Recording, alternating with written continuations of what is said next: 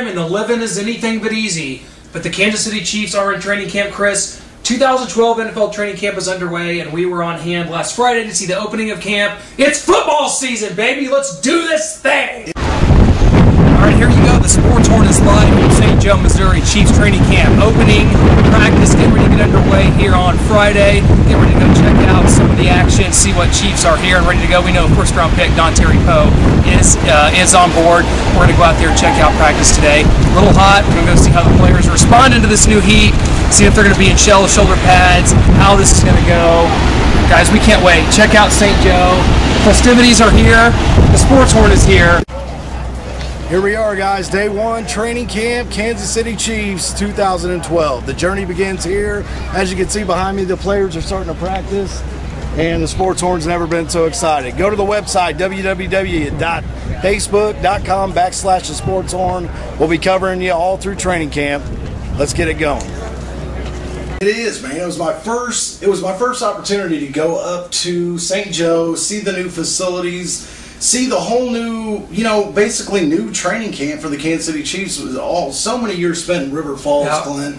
And tell me, first and foremost, before we get started here on our Chiefs preview 2012, folks, we are so excited to be here today. Clint, tell me your favorite part of the new training camp and, some of the activities that you can do up there. Well, when you're up there, guys, basically you have access to watch any drill you want from a very close proximity, and you can get pretty close to the action, taking all the great video, all the great pictures you need. All your favorite players are in action, literally, just 10, 20 feet in front of you. And of course, as you're seeing now, we got some great videos, some just had a great time out there. We did. We had a great time, and I think we get this thing kicked off and started off by talking about the core and where it all starts. And we're going to start with the offensive side of the ball. Let's talk about our new revamped Kansas City Chiefs offensive line, okay? From top to bottom, Clint, I think this group is younger, they look meaner, and with the addition of Eric Winston there at the right tackle, they look bigger. So as a unit,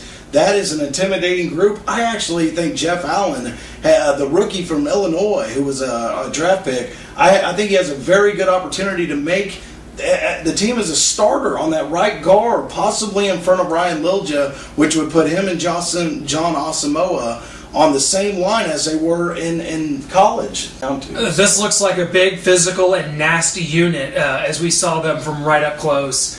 Like you talked about, the addition of Eric Winston, I think, is the key offseason move for the Kansas City Chiefs, really shoring up the right side of that offensive line. You did talk about Jeff Allen. You'll also be interested to see if Donald Stevenson, the third-round pick from Oklahoma, figures in there as well. There's some depth on that line, despite the fact that Tony Hugo, one of our additions, apparently has retired. It was just too hot outside. I didn't quite understand that. We signed the guy, and then apparently, like you said, it's just the heat.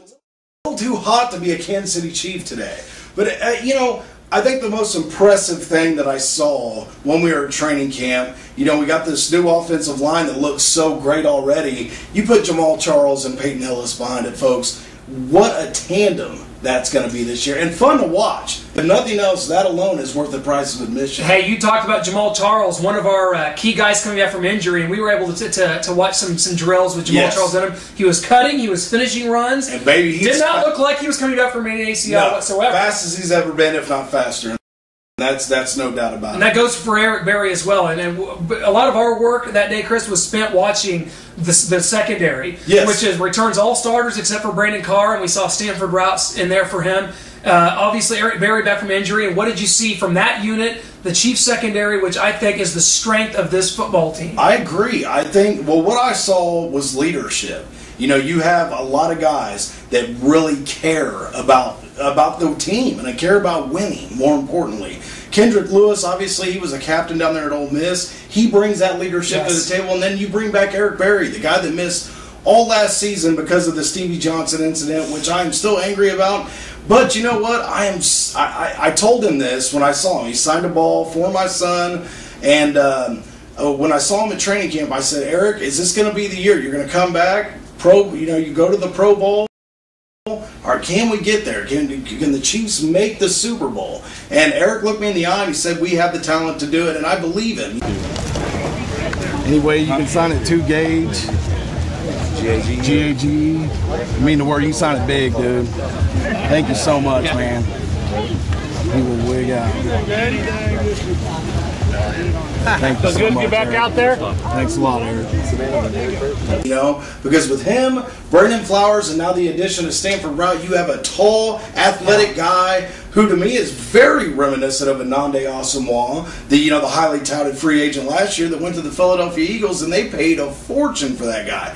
Stanford Routt will be solid over there. He's a solid replacement for Brandon Carr. And then you've got, of course, Javier Arenas. And then up-and-coming guys like Daquan Menzie out of Alabama, the rookie safety out of Alabama, who I think is very talented and could be an addition to this team on special teams. Yeah, I like what we saw from the secondary. I like what we saw from the team in general. As we walked around, Chris, what did you notice was that there's talent at every position on the field, more than we've had in years. There's depth. Competition, at every position. We got 90 guys in camp. Most of those guys we saw aren't making the team, but the right 53, as they like to talk about, exactly. There's going to be a lot of talent on those positions. We watched the quarterbacks, and this is a deep group of quarterbacks, despite the fact that nobody maybe has differentiated themselves. Obviously, Matt Castle, your starter going in. I thought the quarterbacks in their limited duties looked really crisp. All of them looked like they could be guys. They had their options, even aside from Matt Castle. I thought Quinn and Ricky Stanzi stood out. But Castle, he came out there, he went through his reads, his progression, and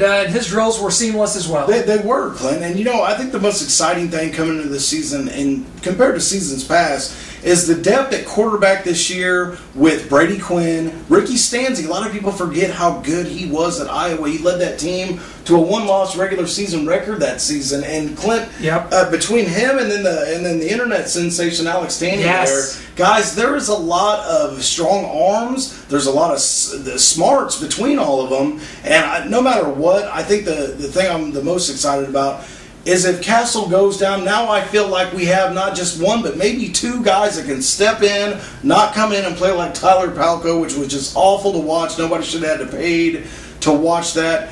But moving on from that, which, the quarterbacks, that's very key. But moving on, the defensive line. A lot of people were excited because Don Terry Poe, our first-round pick, is our new nose tackle. He looks good hammering a tackling dummy, believe you me. He definitely does, as Tyson Jackson does, as Glenn Dorsey does. The thing about it is, this year I finally feel like we have 3 first-round picks on that line.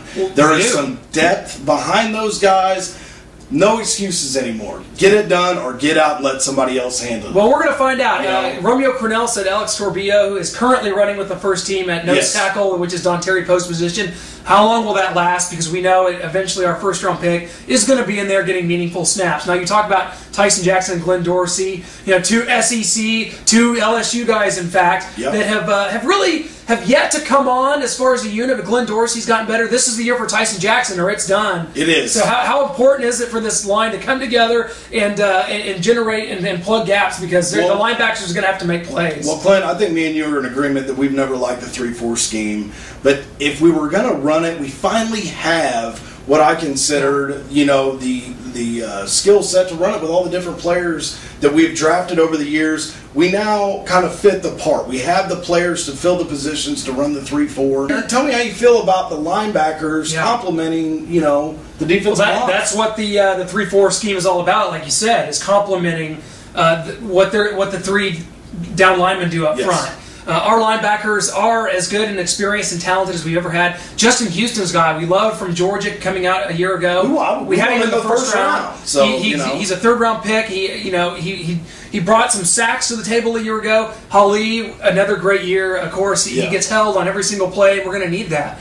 We're going to need that pressure. Tamba Hali, does he challenge for the sack leader this year? I think he does. Be one of those guys. He has got. He's had his good seasons, no doubt about it. Is he going to have that breakout season where it's like, hey, here's a new Derek. This is the new Derek Thomas right here. Quick outside linebackers in the 3-4 scheme are going to get their sacks. We've seen less talented players like Elvis Dumerville from Denver have 17, 8-sack seasons playing that position. And I think that's what's so key about Tamba Hali and his ability to get to the quarterback, and you're going to see a lot of it in 2012, especially with a better defensive line. That's all there is to it. One position we've yet to mention, I think we saved it for last because of the depth, and there's so many players to talk about, wide receiver. And one player was missing from training camp, Chris, on Friday when we went, and that is 82, Dwayne Bowe, the show, is not on hand. Of course, has yet to sign his franchise tender. Can I ask you something with that being said? Did you notice Dwayne Bowe wasn't out there with the talent that we have at wide receiver? Yeah, there's a lot. You're right. There's a lot of talent. When you look at Steve Breston, you looked at free agent signing Kevin Boss at tight end. Jonathan Baldwin looks looks like strong. a gazelle. But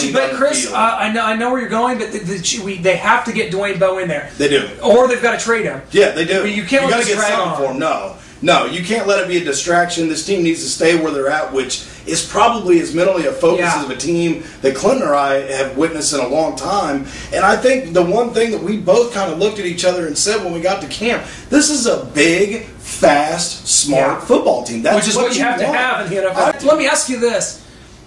When it comes to PR, the Chiefs have had some PR problems of late with dealing with guys like Scott Pioli, maybe even Clark Hunt. We ran into Clark Hunt. He was not willing to grant the Sports Horn an interview. Not that we expected that from him, but he was also not really willing to mingle with fans, even though we were in a close proximity. How do you feel the Chiefs' PR was, and as far as how the fans were treated at training camp? Because that's something that I keep getting feedback about. Yeah, and we've got a lot of messages that the Chiefs' PR this year is terrible, and it is, folks. We witnessed it firsthand. We were up there. Clark Hunt was no further than from me to the camera that you guys are watching through right now. And I couldn't even get him to look at me. None of the fans, the little kids that are over there saying, Mr. Hunt, can you sign a ball? Would he not only even look at us, turned around as everyone was screaming his name for an autograph and just walked off as though it was just a day-to-day business. You cannot do that as an owner. Clark may not get this, but his dad is the reason that a big part of the reason that the Chiefs have grown in to what they have. It was because he was a great person. Folks, I see good things for the Chiefs this year. I'm not just saying that because I'm a fan. I told Clint, I'm pleasantly surprised with what I saw up there. And we can only hope that it all pans out for this year. Season 3 of the Sports Horn, folks. We're back. And not only that, this year is going to be the year. We're going to do some fun stuff, some crazy stuff. Give us some feedback. Let us know what you want us to do. Go to the thing. Go to Twitter, Facebook. I think it's going to be a good one, too. Dude, I tell you what, I think we got a lot of talent. Just want to see one championship. It might be this year, man. Man, 169, I believe in you. We got a good squad. Everybody's positive. Everybody's working hard. I pray that everything go the way we want it. I think we're going to have a good year, though. Just keep working hard. We'll be praying for you, man. Thank you. Thanks, man.